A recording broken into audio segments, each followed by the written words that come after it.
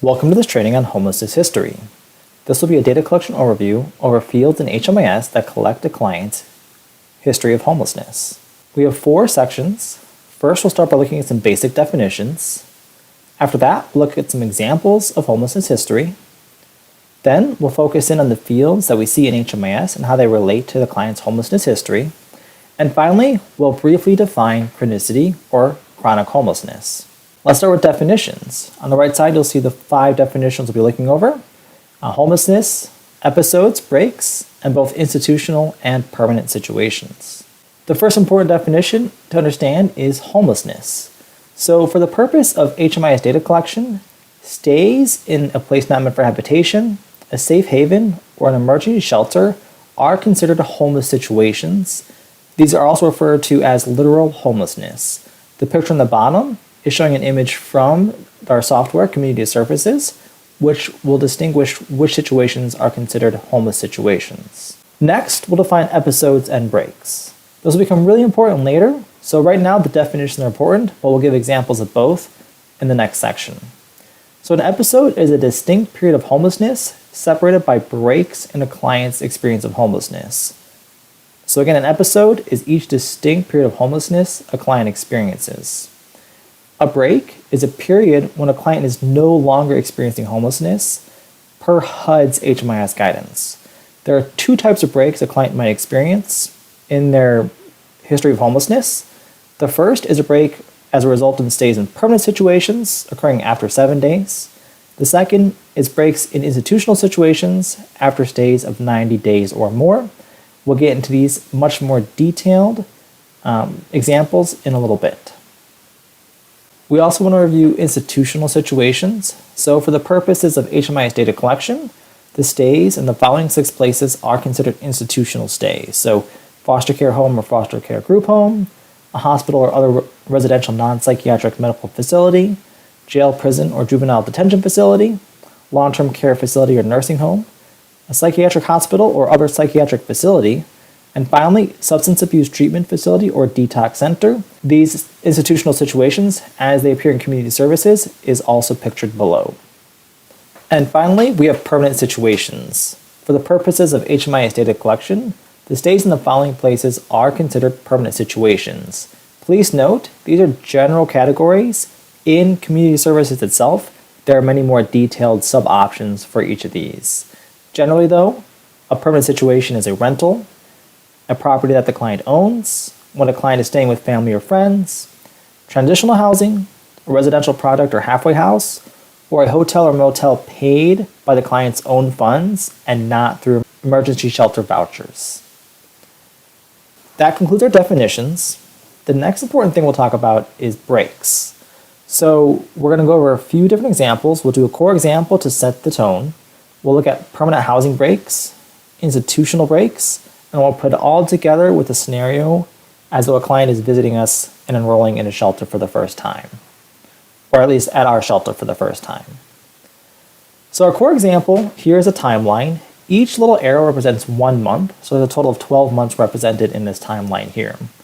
At the very right, we have the start of the client's history here of 1/1/2025, and the yellow represents time spent in shelter or literal homelessness. In this case, we're considering the client to be staying in shelter for about 90 days, and this will be the first episode of the client's homelessness. Now, after 90 days, they're then couch surfing with someone that they know, let's say their brother, and they're currently in that situation for 120 days. This would be considered a break in homelessness because it separates the time between this first part of homelessness in shelter from January 1st to April 1st, and the second time the client is experiencing homelessness beginning on August 1st of 2025 in this scenario. So this is what we mean by break. We mean a client has 1 episode of homelessness, they then are no longer experiencing that homelessness, and they have a second experience of homelessness afterwards. Now, what constitutes a break is different for permanent situations and institutional situations. So let's talk about permanent housing breaks specifically. So this is a very similar scenario. In this case, the client is again experiencing 2 episodes of homelessness. And as an important note, it's considered a break in homelessness if a client stays in a permanent situation for 7 days or more. So in this situation, the client is in a shelter between January 1st and April 1st. They then stay with their brother for 30 days. And that 30 days is 7 days or more, which constitutes a break in a client's experience of homelessness per HUD's definition. After their client staying at the brother's house for about 30 days, they're again returned to the shelter for 240 days, which represents their second episode of homelessness. Now, we'll hold on that 7-day component for permanent housing because this is very similar to the previous slide. The only difference is the amount of time the client was couch surfing is 4 days instead of 30 days. As a result, this is only one episode of homelessness for the client. So in this situation, the client's in shelter between January 1st and April 1st. They stay with their brother for 4 days, but this is not long enough to constitute a break in homelessness. Once they return to the shelter on the 5th of April, this is still considered one episode of homelessness because they did not meet that break criteria. So as you can see, this is still a first episode of homelessness continued. Now in this scenario, it's very similar, and it's even more similar in terms of view. The timeline is almost identical. The only difference is the screen section is a little bit longer and represents 9 days where the client was staying with their brother. So again, the client's staying in shelter for 90 days between January 1st and April 1st. In this instance, instead of staying with their brother for 4 days, they stay with their brother for 9 days. And per HUD's definition, a break is 7 days or more in a permanent housing situation. So this is no longer considered one continuous episode of homelessness.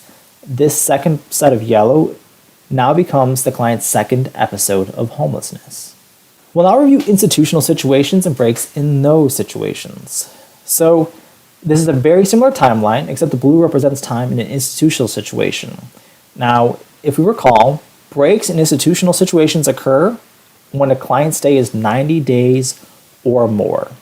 So in this case, the client again is staying in shelter for the first 3 months of the year, from January 1st to April 1st. They're then staying in a hospital for 30 days. But this is not a break because they're in a hospital or an institutional situation. If this was a permanent situation, like we previously discussed, it would be a break. But this is not a permanent situation. This is an institutional situation. So as a result, this second set of yellow is really considered to be the first episode of homelessness continued because this here does not constitute a break in the client's episode of homelessness. Now, for a second scenario regarding institutional situations, we are seeing a client having 2 episodes of homelessness. So, like in all of our other scenarios, the client is having an episode of homelessness in shelter between January 1st and April 1st. Then, they stay at a hospital for 90 days, which constitutes a break in homelessness for an institutional situation. After the hospital stay, they return to homelessness, represented by this yellow section here. And as we can see, this is now the client's second episode of homelessness because this 90 days does constitute a break in terms of institutional situations. We'll go through 2 more scenarios to really hit home the point on how important that 90-day break period is. So this is a very similar graph. The only difference is that instead of the stay in the hospital being 90 days, it is now 101 days. But this is still 2 episodes of homelessness for the client. The first episode representing the stay in the shelter for the first 3 months, and the second episode being represented by this yellow section here as the second episode of homelessness. Once again, because that stay in the hospital is 90 days or more, it does constitute a break in homelessness, and now we have 1 and 2 distinct episodes of homelessness that we're recording for the client. In our final situation, again, it's a very similar situation. Again, the client's staying for 90 days in shelter at the start of the year for the first 3 months. But instead of staying at a hospital for 90 days or more, the client in this situation is staying for 80 days. Now, this 80 days does not constitute a break in homelessness because it does not meet HUD definition of 90 days or more to create a break in homelessness. As a result, when we go back to this, or go to the second section of yellow after the 20th here, the 20th of June in this scenario, this is still the first episode of homelessness continued because this hospital stay did not meet that 90-day threshold and is not considered a break in homelessness. Now that's a lot of information, so we're going to bring it all together. So in those previous 3, 4, 5 slides, for permanent situations and institutional situations, we're looking at a period of 1 year. Now the homeless definition, especially with chronicity, which we'll touch base on later, does look at a client's history of homelessness for the past 3 years. So the blue in the scenario is an institutional situation, the yellow is a homeless situation, and the green is a permanent situation. In this scenario, we're meeting the client on October 1st of 2025, and we're going to talk to the client and talk with them about what their history of homelessness is, starting with the current time and moving backwards. So as we're speaking with the client, we learn that for the past 90 days, they've been staying in shelter or a literally homeless situation. This would represent an episode of homelessness with the 3 months in yellow here. After further discussion, we learn that prior to staying in the shelter, they were staying at their brother's place for 30 days. So with this information, we're still seeing 1 episode of homelessness for a total of 3 months, represented by these yellow sections right here. Prior to this green section here, where the client was staying with their brother, we learned that the client was experiencing homelessness and living on the streets for the 16 months prior to that.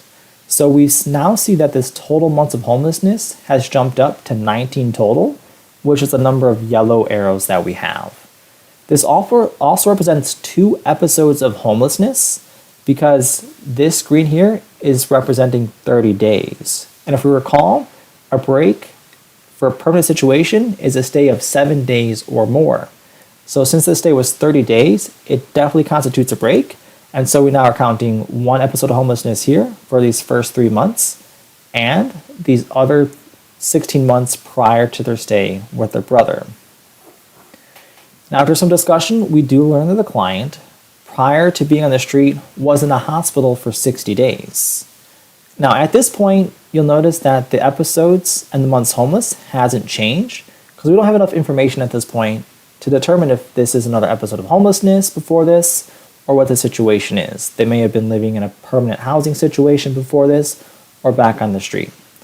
After some discussion, we learned prior to staying in the hospital, they were on the street once again. And so now we're going to add 3 months of homelessness to their total.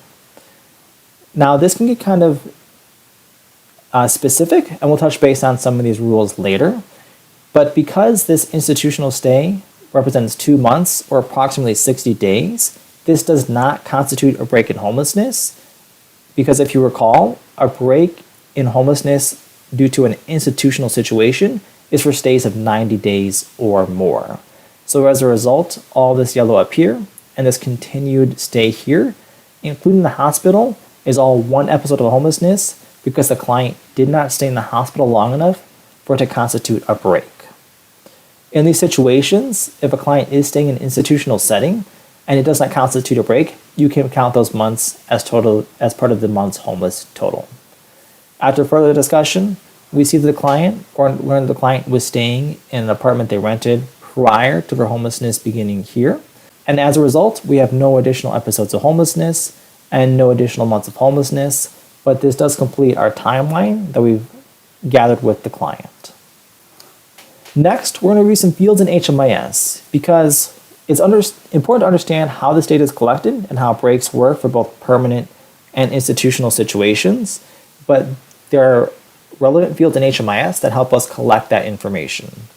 So first we'll do a quick overview. The 4 questions on the screen are what we'll be really targeting. So we have, in HMIS, you will see these questions, and we'll want to hone in on the prior living situation, the approximate date this episode of homelessness started, this regardless of where they stayed last night, number of the times the client has been on the streets, in shelter or safe havens in the past 3 years, including the day you're speaking with the client, and the total number of months homeless on the street, in shelter or safe haven in the past 3 years. These questions on the very right is exactly how they will appear in community services. So just to put it all together, for prior living situation, what we're really looking at or asking is, where did you sleep last night? And we'll provide more detail on this in a moment. The next question we're looking at is approximate date this episode of homelessness started. And so another way to phrase that is, you said you were sleeping last night in your car or at a shelter. When did this episode of homelessness begin? It is okay to paraphrase some of these questions to get at the actual meaning if you feel a different phrasing would better convey to the client what you're trying to gather. Oftentimes, this just needs to be part of a longer conversation, and it's really important for you to understand what these questions are, but not necessarily ask the client these questions directly. The next question we have is number of times in a homeless situation in the past 3 years. So in this case, we're going to count how many episodes of homelessness the client has experienced, and you're going to review the client's history to determine this number. It's often more effective to look at the client's history for the past 3 years and then figure out how many times they've experienced homelessness rather than asking the client directly. Finally, we have total number of months homeless, and this looks like sort of, now that we reviewed the client's history of homelessness, we can now count how many months the client has been homeless. And we'll break this down with our timeline for each of these questions. So first, prior living situation, where did you sleep last night? So in the altogether scenario we had earlier, we met our client on October 1st, 2025, and they told us that they were staying at shelter the night before we met them. So this means their prior living situation was shelter, and this is where they were staying right prior to where they met with us. This is perhaps the most straightforward question of the 4 that we reviewed on the previous slide. The next field we'll look at is the approximate date this episode of homelessness started or began. Now, this is only for the current episode of homelessness, not all time. So, as we discussed previously, this timeline of 3 years represents 2 episodes of homelessness.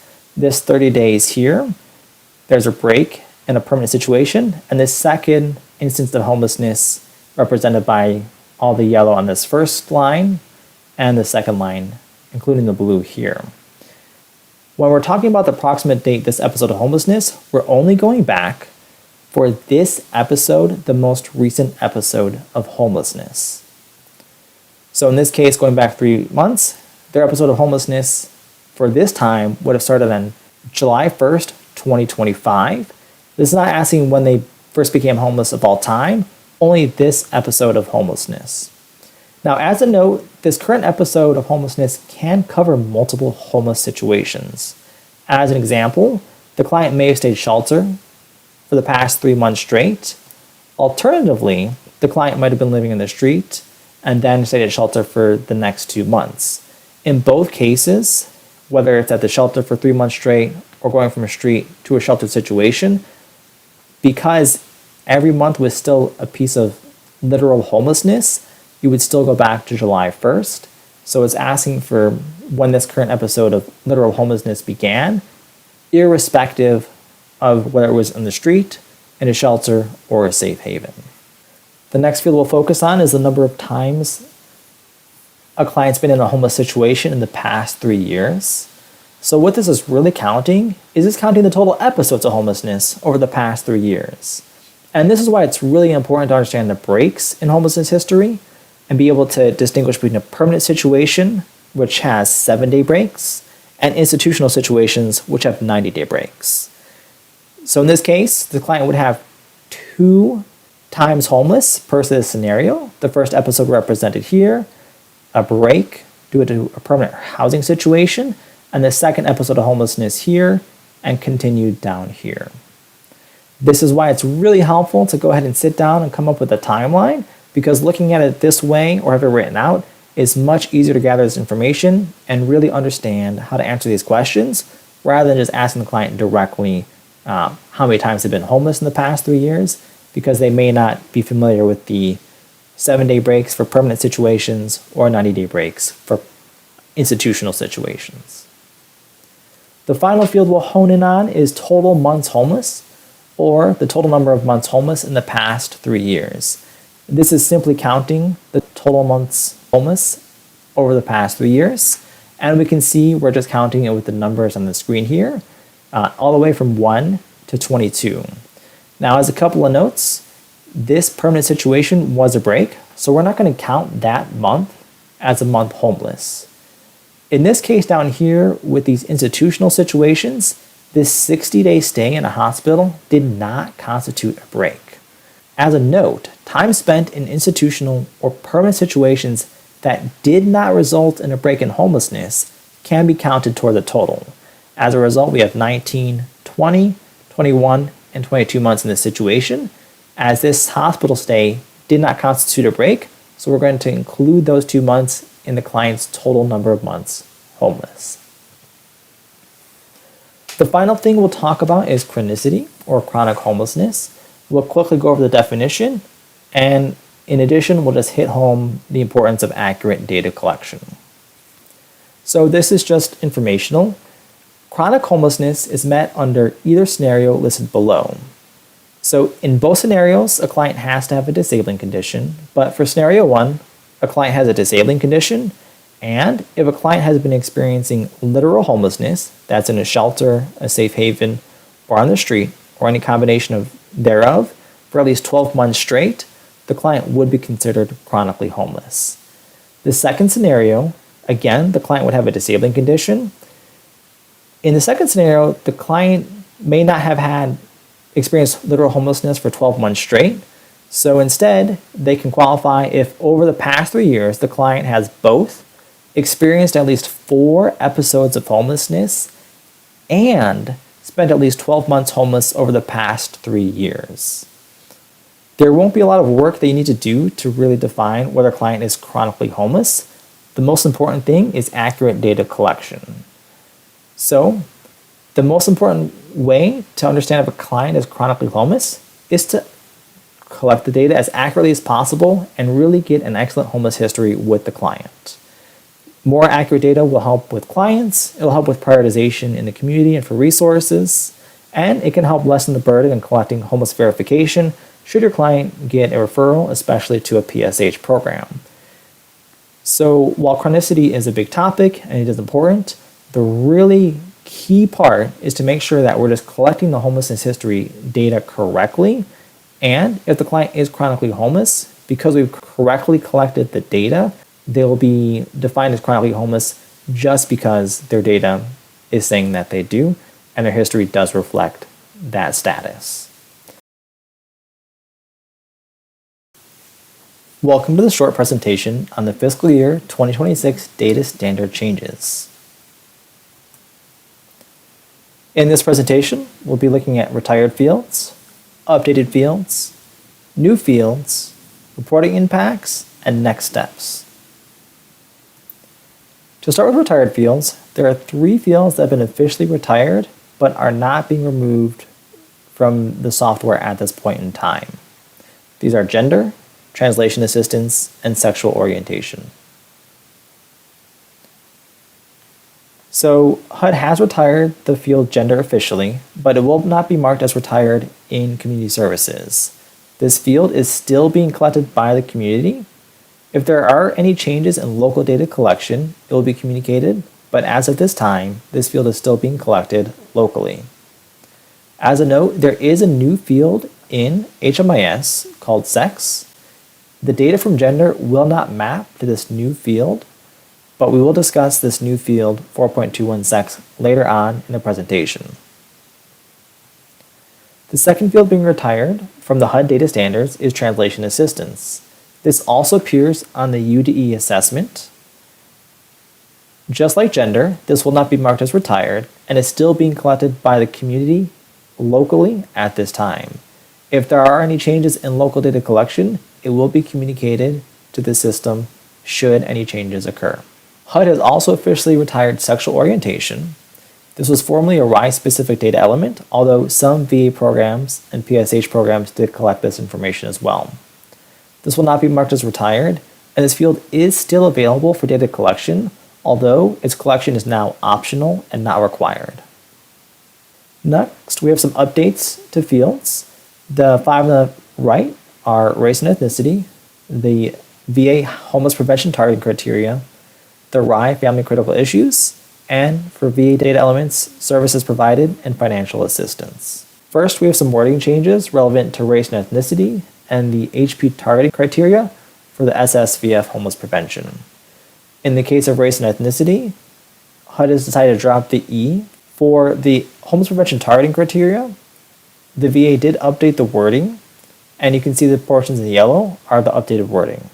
The next three fields have some additional options that they did not have before. These are pretty straightforward and are not significant changes. For a RIE field, our 13 family critical issues, you could previously answer yes, no, and data not collected. At this time, they've also added the options client doesn't know and client prefers not to answer to be consistent with other fields throughout community services and in HMIS. In terms of veteran fields, we have V2 services provided. This now has a new option, healthcare navigation. And for V3 financial assistance for SSVF projects, HUD has officially added the start date of financial assistance field.